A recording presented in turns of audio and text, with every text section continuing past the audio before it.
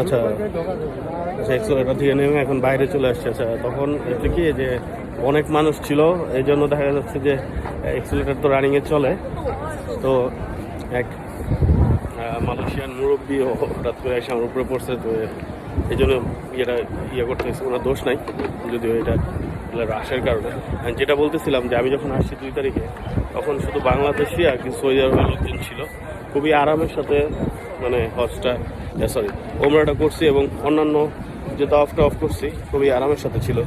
এখন প্রচুর মানুষের রাশ, প্রচুর মানুষ। দেখেন একটা জিনিস দেখে আপনাদের, দেখেন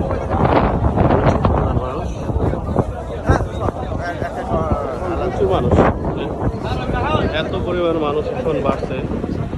তবে হজে আসার ক্ষেত্রে একটা জিনিস হচ্ছে কি, শুরুর দিকে আসলে আপনি শান্তি মতো যে কোনো কিছু করতে পারবেন। যেমন হাজর আসওয়াদ চুমাটা দিবেন, শুরুর দিকে আসেন আপনি অনেকবার দিতে পারবেন, অনেকবার।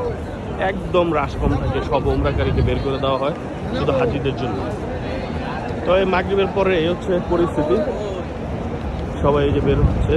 তো বেশিরভাগ লোক এখন মসজিদে থাকবে, একবার এসা পরে বের হবে। আর যাদের যেমন আমার একটু বের হইলাম, প্রচুর গরম ছাদে, ওই যে ছাদে গেছিলাম, প্রচুর ছাদে গরম, এই জন্য নিচে চলে আসে। ঠিক আছে, দেখা হবে, আবার কথা হবে। সবাই সাথে থাকেন, চ্যানেলটা সাবস্ক্রাইব করে দেন। আসসালামু আলাইকুম রহমতুল্লাহ, আর আমার জন্য দোয়া করবেন।